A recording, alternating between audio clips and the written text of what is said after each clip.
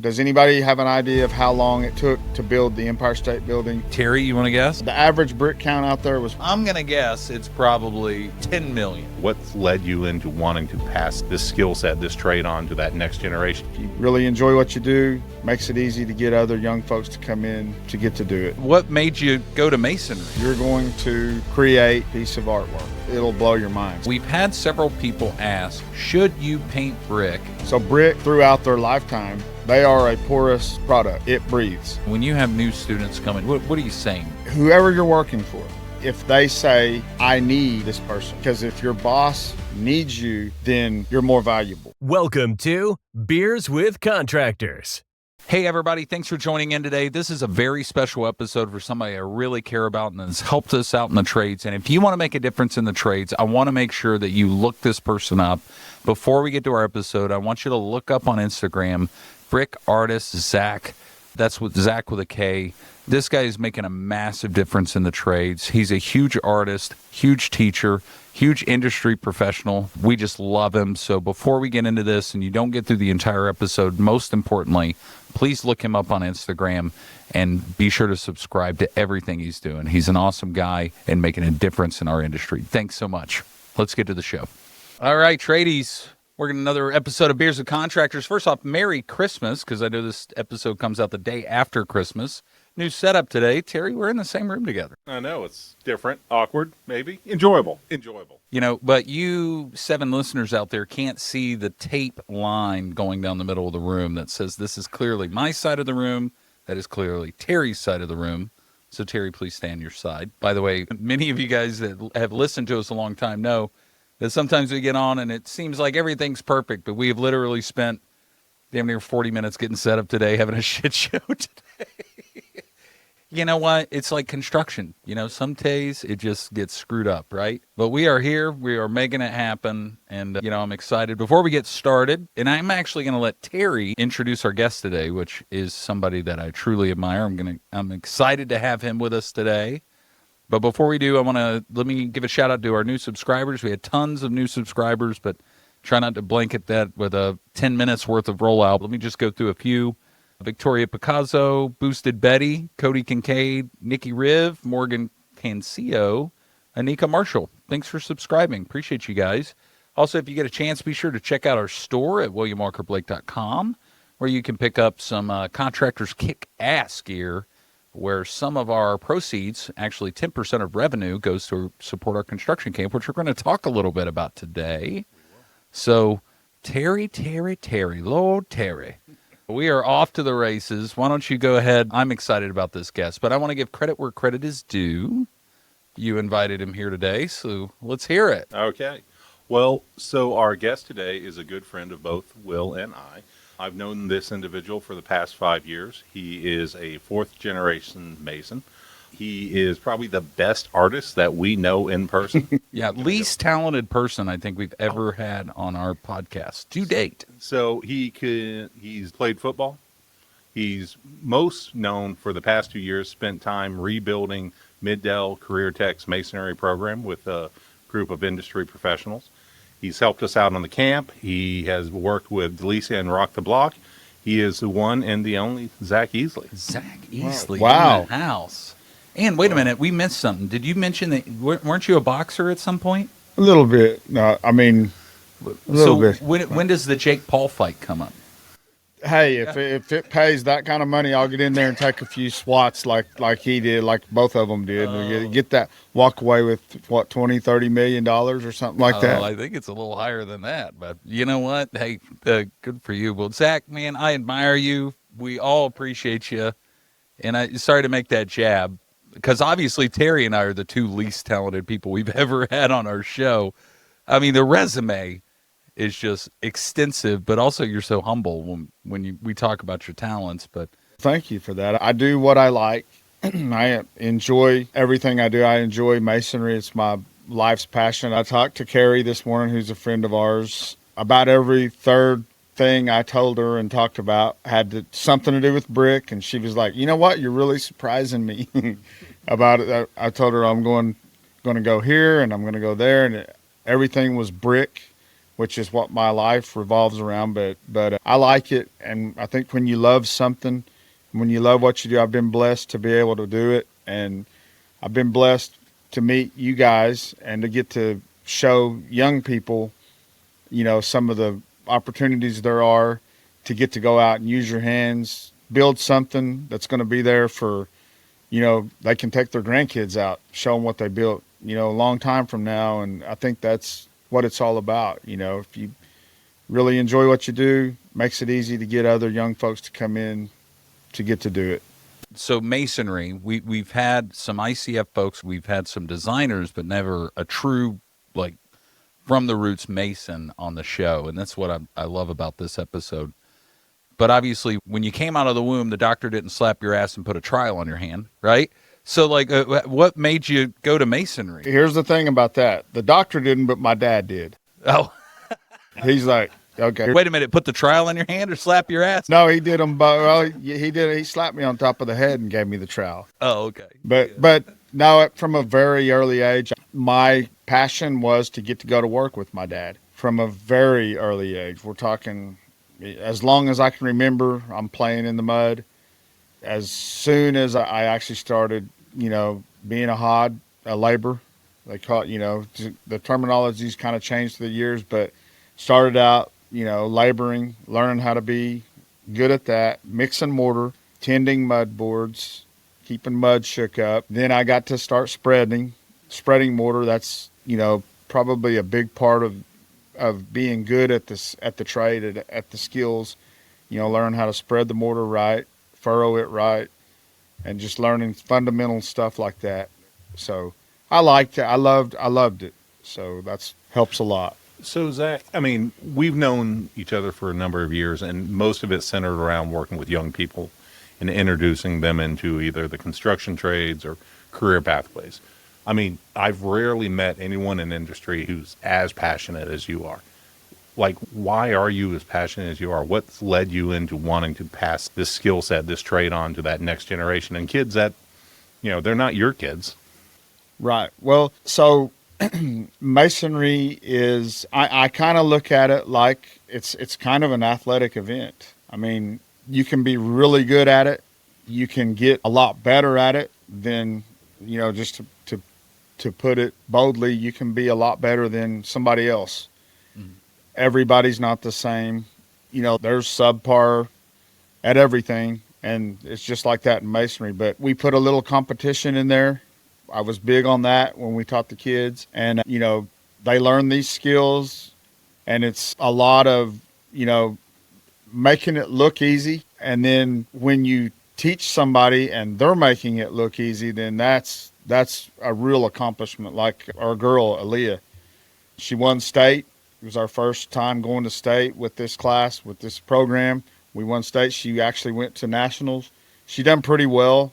She was just a junior, but that's what the rewards are, is getting somebody. And then when you bring other masons in, which we did, remember the competitions we had there in the in-house stuff, and you bring other people in, and it impresses them to see what you've done with these kids, and they get really, really good at it. If you like what you do, then that's the kind of results you get. And so hold that thought, Terry. Like, so I met Aaliyah, and such a brilliant mind and individual. And so contractors, we're all kind of stuck, and many of us are stuck in this way of like, oh, the younger generation doesn't want to work and things like that. And nobody wakes up and says, hey, I want to be a mason, right?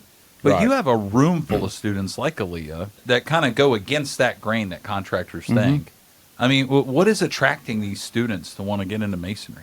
I always try to make everything a challenge. And when you get out there and you're not just telling them, you're not just doing a lot of technical stuff that they get bored with, you actually get them out there. And like say, I'm big on mixing in a little competition. I would always do that. I would be like, hey, it's donuts for everybody. If these two can get this closure brick in, I would have, actually one day it was Aaliyah and Trez, which they're both working right now in the field. So just saying stuff like, hey, the closure, they're coming from one end to the other on a training rack, And if they can get the brick in there, if the closure brick fits, it's a box of donuts for everybody tomorrow. Just stuff like that. And they did it. I mean, it's just, and it's pretty impressive when you see kids that you've taken within 4 or 5 months, getting them to be able to do this and work like this. That's the reward. It's awesome. Yeah, it sounds like it. So, Zach, I mean, one of the most amazing things when we were setting up, or you were setting up this training, was you were able to pull together a group of industry partners to come in and work with these kids, on their own time, on their own dime, and donate of themselves and their organizations. How were you able to get such buy-in from these different masonry contractors?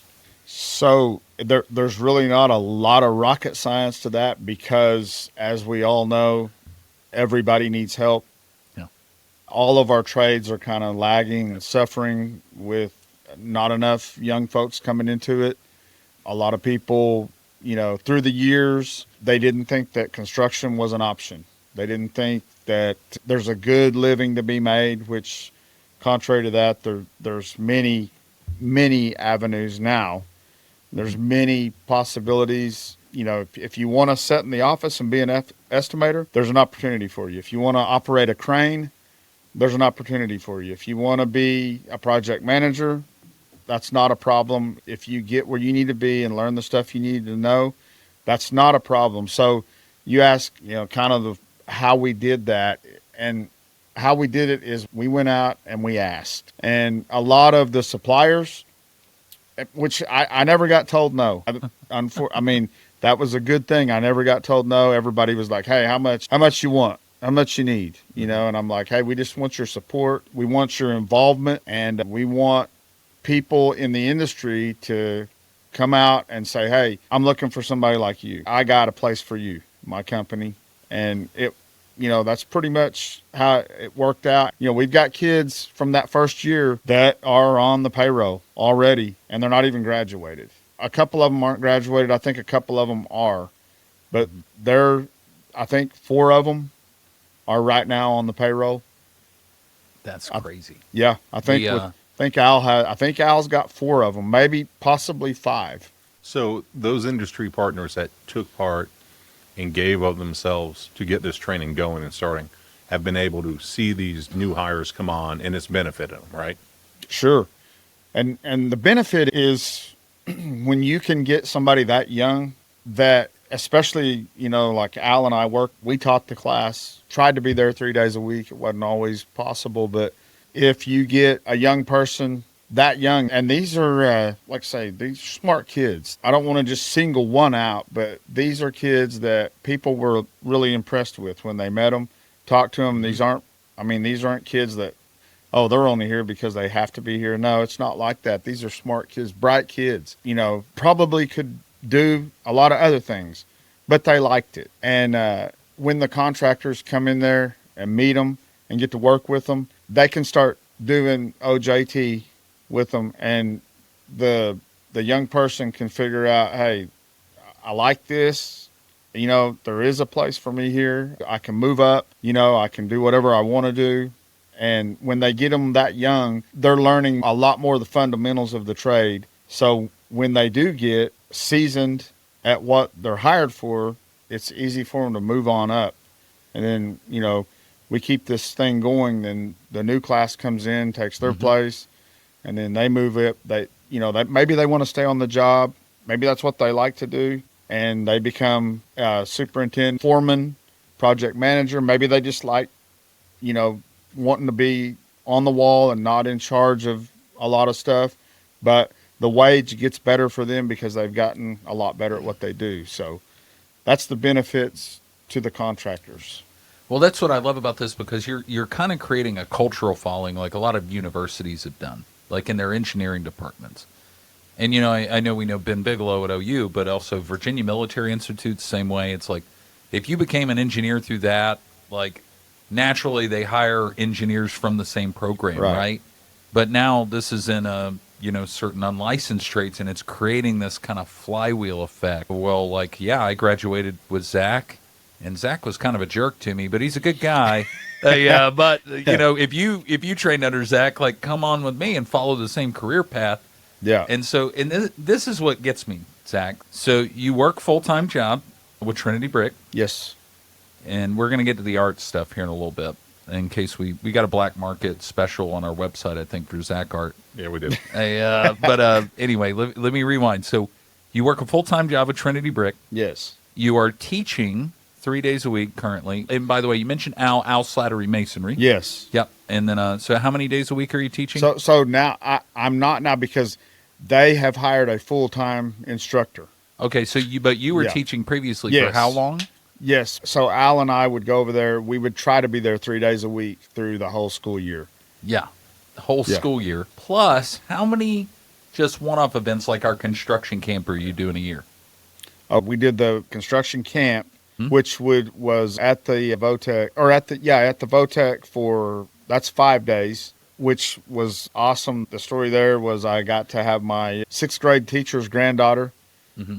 She came to the camp. She won the top project there. She was a bright kid. She loved getting a hold of that mud and getting a hold of that trowel, and she worked hard every day. But we did the construction camp, and then we do the Construct My Future, Yep. and then we did the Build My Yeah. Future. And you did Rock the Block. Rock the Block, yeah. So it's funny, like, I know you deal with this day to day with your customers at your brick company, where it's like, well, nobody wants to work, and, well, I'm too busy to deal with this. And I'm literally sitting here listening to somebody working a full-time job, sitting here being a part of a career tech 3 days a week, plus running 5+ events a year. And it's like, I mean, what do you say to that when you hear people talking about, like, well, no, I don't have the time to do it? I've been blessed with Trinity, which is Denny, the owner of the company. He always supported me, even before I worked for him. When I was with Dolisi, he was a big supporter. All of that. He would donate the brick for Rock the Block or for Build My Future. He done anything that we ever asked. He's just a super good, generous man and a good guy to work for. Dolisi, good people too. Still, nothing but respect for Dolisi. I made a switch that put me back into the field of masonry. There was nothing wrong with Dolisi or nothing like that. We're still on good terms, still work with Kermit over there with things. So I've just been blessed to be able to be with people that are willing to support everything that we do, because they realize how important it is to keep our trades alive, keep our trades going. Well, and you talk about your trades or the trades going. I mean, your boy's in the trade now, right? Yes. He had, just knowing him, he had a lot of different options out there, and what he's found, I think, to really enjoy himself is the masonry trade, isn't it? He loves it. He graduated from OU. He just told me and his mom, he said, you know what, this is what I like to do. I think his mom says that it's in his blood. So he's generation 5. And I told him, I said, hey, this is what you love. It's what you need to do. He's doing well. I mean, he's got some of my old guys worked for me years ago. So he's really enjoying his work. He's working down in Rush Springs right now. He's on his 4th phase for Rush Springs right now. So Now, he owns his own outfit, right? yes. Yeah. See, and how old is he?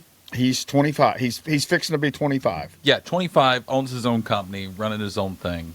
And, by the way, you didn't encourage him to get into masonry, did you? Or was this kind of was it a subtle nod, or was it like the Lieutenant Dan version where it's like, well, your grandfather's grandfather was a mason, and by the way, by de facto, you're a mason.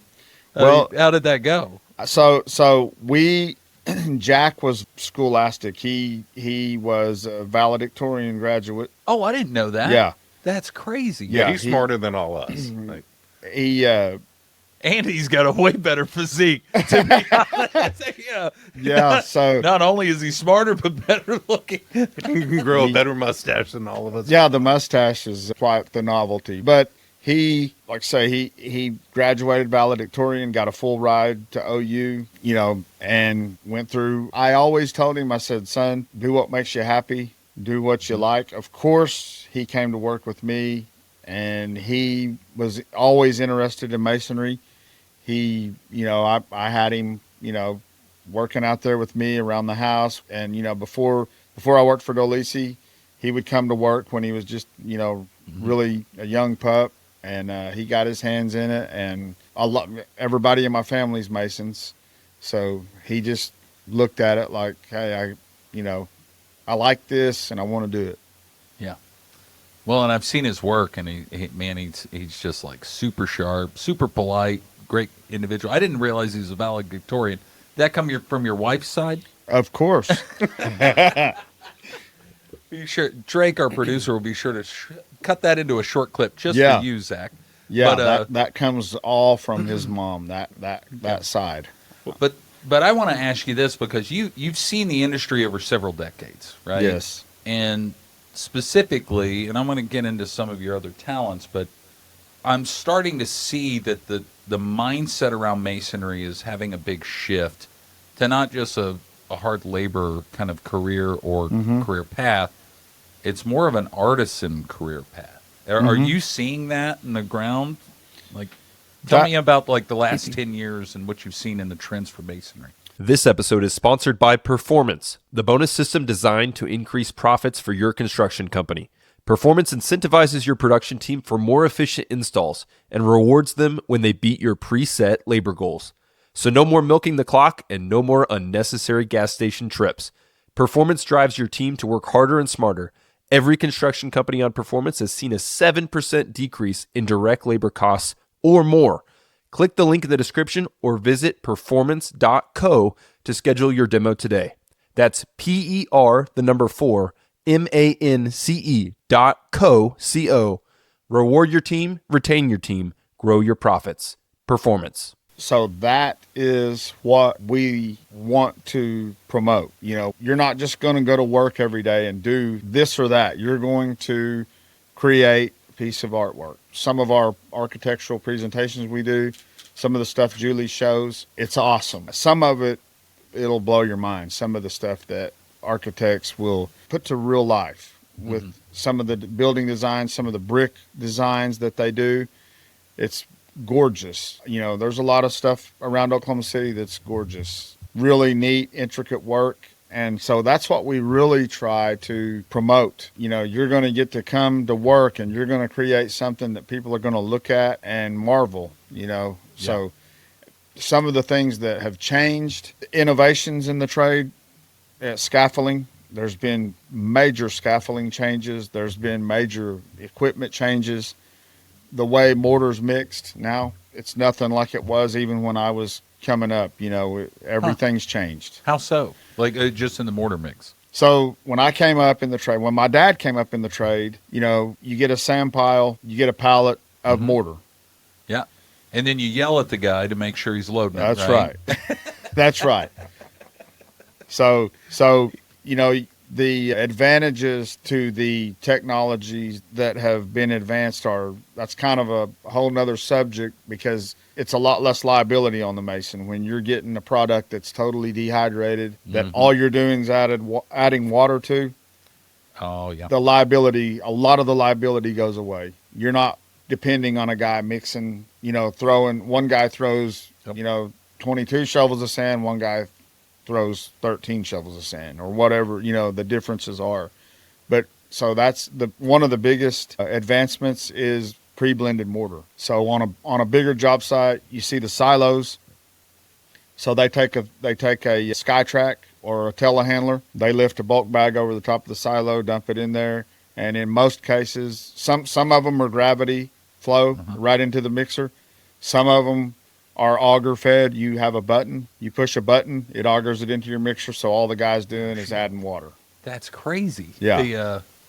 And they even now they've got what they call an inject mixer, which has a mixer built onto the bottom of the silo. And when you hit this button, you're not even adding water. It comes out. Oh, is it like a volumetric mixer that's right on spot? Yes. That's cool. By the way, is that your next purchase, Terry? Oh, no, I'm just going to borrow yours, I think. I actually love the idea of a volumetric mixer, but I'm rough on my own vehicles personally. I don't think I need a volumetric mixer. Zach, you talked about one thing, and like you look at a mason now, right? And the skill sets that they have and the work that they can do, you know, at some point they're going to just be able to be called an artist and probably charge what, Sure. 4 times as much. Sure, if whatever they can draw, you can build. And you know, if you want something that's expensive to draw, it's probably going to be pretty expensive to build. I mean, So- we were at a lunch and learn where Zach and Julie were talking about some of the different products coming from Indica Brick, and some of the photographs of some of these buildings are amazing. I mean, it would be a headache as a project manager to build, but it is true artwork when you get, and it's something you get to look at every day as you walk into the office. Well, and that leads me to my next question, Zach. How much do you hate stucco? I'm just kidding. You don't. Yeah, I should say I don't hate stucco. Yeah. One thing you was talking about that. Do you remember the architect? So on the really detailed stuff where there was either the protruded courses or the inset courses or whatever kind of design they come up with, the architect, Julie showed one slide in particular where there was a lot of detailed work in and out, and the architect looks over at me and says, "Is that what makes Masons hate us?" And I'm like, "No, that's not what makes a Mason hate architects. When a Mason gets mad at architects, it's because they've made it where it's not doable, or not doable labor wise. In other words, they've designed something that just doesn't. It's really, really difficult to do, and it's not what they're looking at on plans or schematics." Yeah. If that makes any sense. In other words, the thought of it working practically hasn't really been thought out. Well, and I'm sorry, we've got our Q&A episode coming up next week, Terry. And this actually has come up on one of our Facebook forums. A lot of people like to argue, and sorry, this is totally 90-degree turn here, Zach. But we've had several people ask, should you paint brick? And there's tons of people that say you should never paint brick. What should you do when you have somebody asking about painting brick? I want to stop and interject because this literally came up this week at Zach's Lunch and Learn. Both of them. And the funniest part is sitting in this room, there's a group of architects listening to Zach and Julie talk about masonry products, right? Yeah, like I didn't realize like how heated of a conversation this was. It gets better. I was like, holy shit. It gets better. And so one of the architects, like, this exact question comes up, and he like kind of sits back. This has been the fight in my household. My wife painted the brick. Yeah. And so they're going like 5 minutes. They're talking about the wife's wanting to paint the brick, painted the brick, and the architect's like, well, I'm just an architect. I guess I don't know. And like Zach's like, you shouldn't paint the brick. It was beautiful. So hold on. So you just gave a short synopsis. So if I were to say, Zach, I'm thinking about painting my brick, is that acceptable to you, knowing that you're the artisan that you are? What's your answer? Well, my first question is why. Yeah, because my wife says I needed to look pretty. Okay. Well, in the perfect world, you get to pick your brick when you're building a house. Sometimes you buy a house. Sometimes, I mean, I've seen there was an era there where there was some pretty wild stuff, the early 70s, late 60s, early 70s. And some people just can't deal with the color of the brick that was on the house, or maybe they want a modern update everything and maybe it just doesn't work. So the best option is to paint the brick because they're just not going to get the look they want on the house they've bought. And in some cases, like Ryan said, there's whole developments where the lion's share of brick are going to go in there on brand new homes and they're going to paint them. Wow. That's crazy. There's a couple of those additions like that. But should you do it? No, I wouldn't recommend painting brick. Yeah, it's not your marriage on the line. So Right. Yeah. yeah, your wife doesn't want you to paint the brick. Yeah, That's and right. that's So where that I makes guess- it easy for me. Yeah. And that's where I see on some of these forums that we're a part of, Terry and I, where it's like, I don't even know how to answer it. Is there a reason for why you shouldn't paint brick? Yeah, there actually is. So brick, throughout their lifetime, just to put it in perspective, they breathe. Huh. They are a porous product. Anything's clay, cementitious, it's porous, it breathes. They've came a long way with how they fire brick, how they make brick. They've made brick designed where they're going to have a certain hardness on the outside so they don't absorb too much. They absorb very little moisture through the face of them, so it keeps water issues from becoming problems. And also, like I say, it's a porous, clay's porous. It breathes. Clay will breathe. So even after kiln dried, it'll still breathe. Yes. That's crazy. That's nutso. Yeah. Anything that's porous will breathe. So the next question is, Terry, why the hell did you paint your brick? I'm just kidding. No, I do feel like I need to stay around. It could be the husband coming to the wife saying, I really want to paint the brick. And the wife's like, nah, that's probably not a good idea. Yeah. Well, I just noticed that because it's coming up on our Q&A episode. So now I can just be like, all right, just go listen to Zach on this one. And that being said, there is a right way to paint them. I'm not a painter. I don't know, but I hold on. We're going to get to that here in a second. Wait, do we have a painter lined up? No, hold on. We do have an artist here today. So speaking of which, before we get into that, so Zach, you mentioned something cool, and I want to have a little game with our 7 listeners here. So you asked a cool question. We got on the topic on the pre-show shit show that we had trying to get our microphones to work today. And you posed a question. What was the question you posed about the Empire State Building? Oh, so what I wanted to do to put things into real life is this year at our construction science class with OU, when each class would gather around in the front, I would ask the question.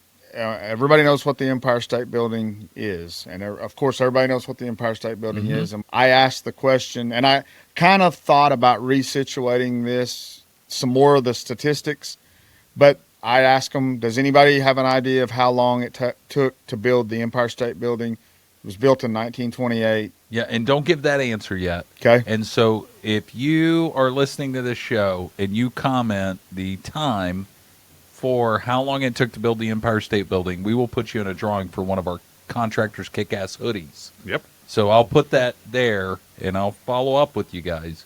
So don't give that answer yet. Okay. But that question led into another question, which was pretty cool.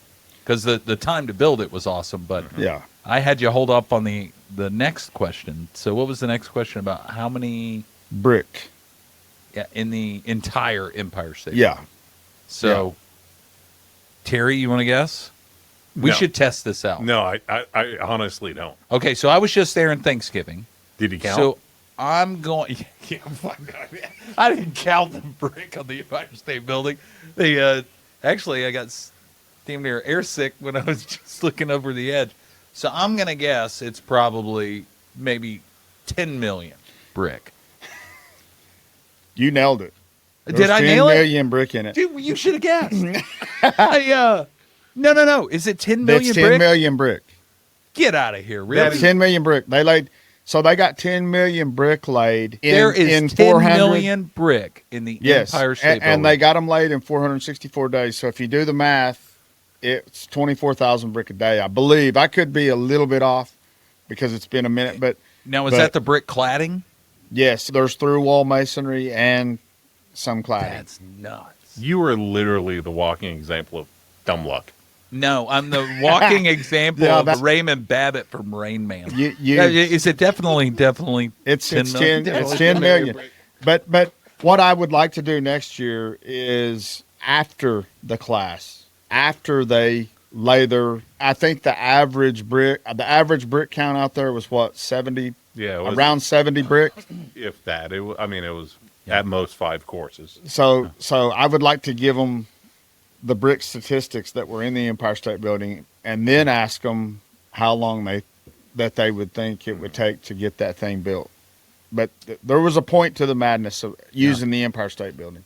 Well, in obviously we chatted about Empire State Building before we got here. Did you go see the Statue of Liberty when you were in New York? I seen it from the ferry. We went from Manhattan to Jersey on a ferry. Uh-huh. I didn't go on the island. I seen it from the ferry, Yeah. Probably, I don't know. I tell you, it's really cool just to look at the construction concepts for the pedestal Right.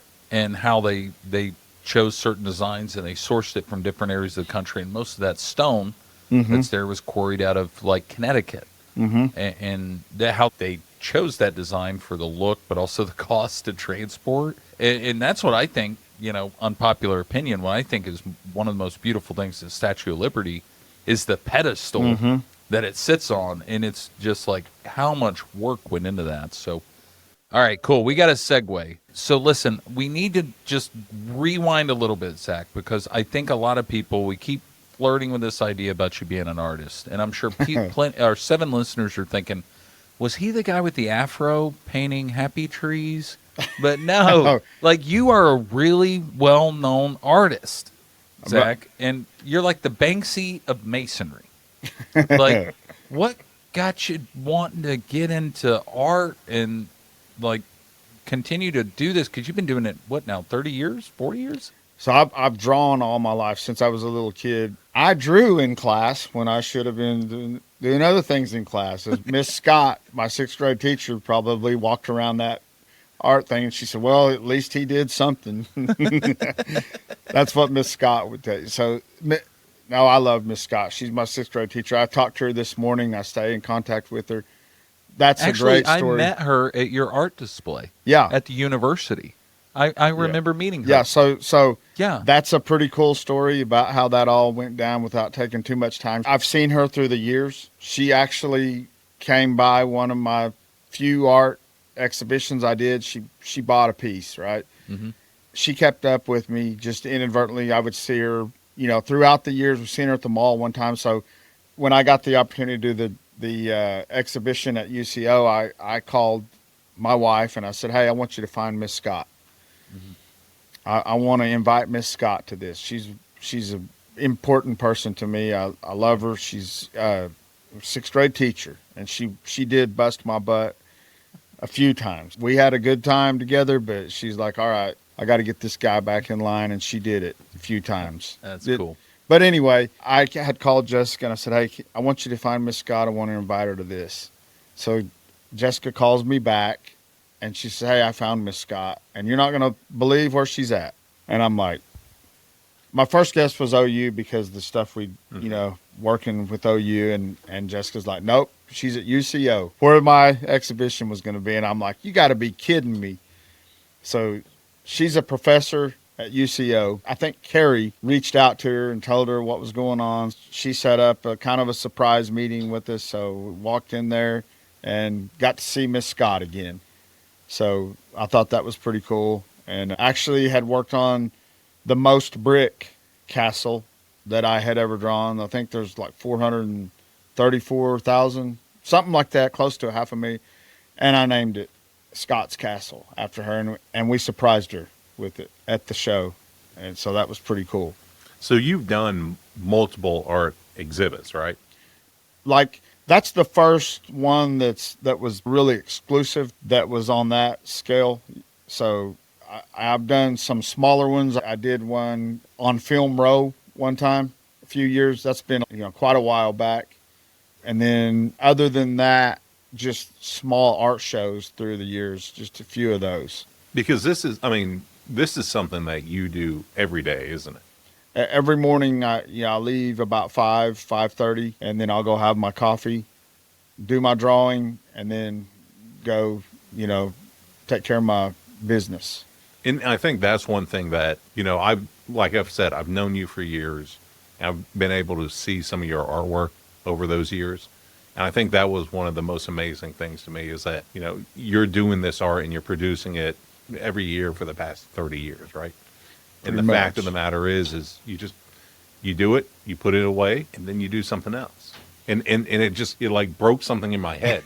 Until you came along. Well, it broke something in my head. I just put it in books or whatever. Yeah, I mean, it's portfolios. Like the idea that this isn't somewhere. I think our friend of ours that runs the UCO art gallery, Carrie, said there's like high art, right? That's like the Van Gogh and the, all that pretty stuff. The abstract interpretive art that needs like a lengthy explanation and a sip of Chardonnay.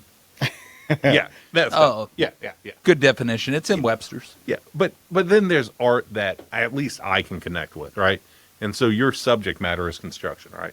Pretty much, yeah. Right, and so like the artwork that you're doing is something that is meaningful to I think everyone in this room, and the idea that there's just folder after folder, book after book, sitting somewhere at your house. Until you came along, and Terry put me to work. He actually worked his butt off too, and we got a bunch of work framed. Terry made some awesome, beautiful frames for those that complemented especially the job site ones. The raw steel around those was just, I wouldn't have thought of that. That's artwork too. The frames were awesome.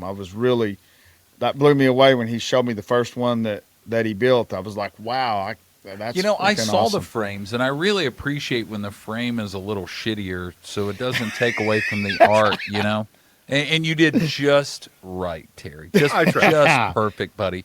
I could still see the grinder marks in your ironwork. They were intentionally left for character. And hold on, before I get to my next question, people can see this on Instagram, right? Yeah. What's your Instagram handle, Brick Zach? artist Zach Easley. Yeah. Yeah, brick artist Zach with a K. Yeah. Yeah. Yeah. And that's really important because there's one very important piece in your art display that has all the trials. Oh yeah, the trowel sculpture. And what inspired you to make the trowel sculpture? So a few years ago, my wife and I had a masonry supply store. It's called A Mason Supply. I had this idea. We had an arch in there. It was an old full masonry building, by the way. Our Balon actually bought it from us where it was at. They owned all the land around it. But anyway, it was a real neat full. We had an arch in there right when you walked in. So I got this idea. Hey, I'm going to start collecting these masons' trowels. And I knew, pretty much I knew a lot of masons, grew up with a lot of them, worked for them, with them. So I would tell them, hey, give me your old trowel. We'll give you, I think we would give them 20% off of a new trowel. Mm-hmm. So that's how I got a lot of them. And they would sign them, date them, and I would hang them up on the arch. Yeah, that's what's cool about that piece of art is seeing the signatures and the dates. Yeah. It's awesome. So that's when I had the show, we wanted to put some literal, a piece of work in there, actual masonry. So we did the stand. It was actually a training. What that was, a trainer that I built that they could train to build a column on, and it leveled up. So I laid, I think it's got 4 courses of brick, cut a trowel out of brick and block, laid it in there, and then built big blade. And then the big blades, all the masons I've known through the years, so a lot of them are no longer around. I'm so glad I started doing that when I did, because a lot of those trowels that's on there are guys that have passed. Yeah. So that's pretty cool too. But the smaller trowel that's on the other side, that's all the family's trowels. And we got to put Jack was Generation 5 on there. Oh, that's cool. So it's a powerful piece. It's one of those that I love your art, Zach. Thank you. And it's great to look at it. Obviously, it's funny to see like trades guys when they drive around the neighborhood. They're like, "Oh, I worked on that house. I worked on that house." Right? But when they see your art, it's like, "Ooh, I can see and visualize the work in this." But then you get people that are not from the trades, and it's still just as beautiful. Before I get to our last question, which Terry, I'm going to give you honors of asking because this is your guest today. So, if you could mention one thing to the young generation about wanting to get in the trades, because you introduced this holistic concept of art, pride in work, also just career pathing and all that. Like, when you have new students coming to you wanting to say, hey, what do I need to get into? What are you saying now? Well, what I would talk to them about in the morning is if you go to work, if you get up and go to work, whoever you're working for, whoever you go and they give you a job and you make the arrangement and you show up. At the end of the day, if they say, I need this person. Mm-hmm. In other words, what are you going to do that makes your boss need you? At the end of the day, I need this person because we see it the other way. I have to have this person. Mm-hmm. In other words, this person is somebody I need. They're going to bring value to me. I need this person. It's not, I have to have this person. No. I need this person. That's what I would try to get into all of their heads. We would usually have a talk with them, at least one talk a week in the morning in the classroom, just kind of a discussion about some fundamentals. And, are you going to go and round up the tools you need to go onto your job site? So, hey, can you do this for me? Yeah, I got this. I already got that tool. Mm-hmm. I know how this has to be. So your boss, whoever you're working for, I need this person. I didn't really like when the contractors would come, because it's always about the money, right? How much do you pay? I really kind of tried to stay away from that because it was relevant. And the way I would put that is, does your boss need you? Because if your boss needs you, then you're more valuable. You're going to get what you deserve because your boss needs you. It's not that, I have to have this person. And I would try to get that through their heads. And I think it worked. I think they kind of got the concept because they had an attitude of wanting to be a lot more congenial. They were willing to learn easier, if that makes sense, because I would tell them, I'd say, hey, when people need you, you're more valuable in all aspects. Mm-hmm. Well, Terry, you have to deliver the bad news today. Oh, the last It's never question. the bad news. It's always the fun news. You think you can live up to the standard, sir?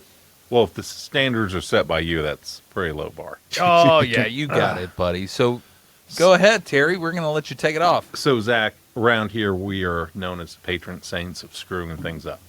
And between Will and myself, we've screwed things up so bad at times. You kind of stand back and you don't know what happened. So has there been a time that you've screwed something up so bad in your professional life that you can stand back and look like, that's going to be a lesson I'm going to be able to talk about here in the future? Which time is the answer to that. I have learned some hard lessons. We'll just talk about Jack. Jack's learning some hard lessons, and that's part of anything you do.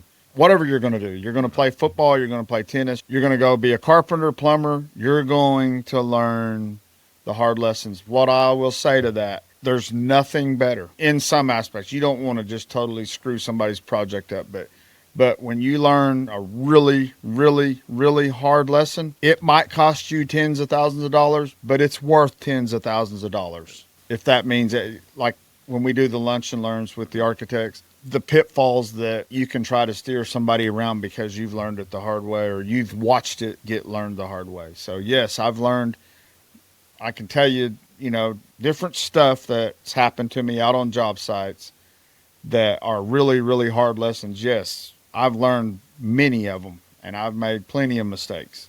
Well, you pay for education. It's just how you pay for it. Yes.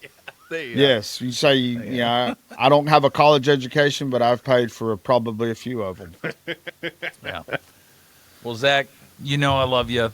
Man, I love having you involved in everything we do in the camp. So love doing it. If somebody out there listening wants to get a hold of you, how do they get a hold of you? So they can reach me. My email is pretty easy. zack@trinitybrick.com. Phone number 405-990-5489. I'll be glad to help with anything I can help with. Yeah. Well, listen, love you to death. I know Terry loves you. Actually, when we were trying to scratch our heads about our next guest, you've always been on our list. And then Terry was like, hey, Zach's ready today. And then I was like, oh, well, we're not going to have you join in remote on your iPad. We're going to have you in office. That's how much I like you. Yeah. Well, thank you for that. And then that stemmed through a bunch of technical difficulties. But to all you contractors out there, thanks for listening in on another episode of Beers with Contractors. Appreciate all you guys and our new subscribers and supporters. So we will see you next week on another episode of Beers with Contractors. Thank you so much. See ya. And that's a wrap for today's episode of Beers with Contractors. We hope you enjoyed our chat as much as we did. Before we say our final goodbyes, a friendly reminder. Beers with Contractors encourages responsible drinking. If you choose to enjoy a beverage during our time together, please do so in moderation and only if you're of legal drinking age in your country or state. Furthermore, the advice and insights shared in this podcast are for informational purposes only. Always consult with professionals and experts in your field, and be sure to follow local laws and regulations regarding licensing and permits. We're here to help, entertain, and inspire, but your safety and compliance are important. So, as you head out into the world of construction and contracting, remember to build responsibly and make decisions that stand the test of time. Thanks for joining us today. We'll catch you on the next episode of Beers with Contractors. Until then, cheers to your success.